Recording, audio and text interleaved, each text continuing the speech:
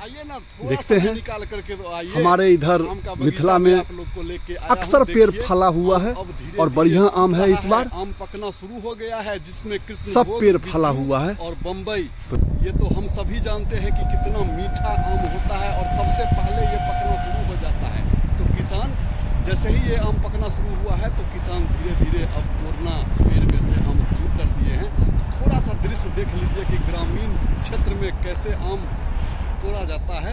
बहुत सा तरीका होता है आम तोड़ने का, सब अपने अपने तरीके से जिनके पास जो उपलब्धियां हैं उस हिसाब से आम तोड़ते हैं। तो हमारे क्षेत्र में अक्सर आम ऐसे ही टूटता है। चलिए आज मैं आपको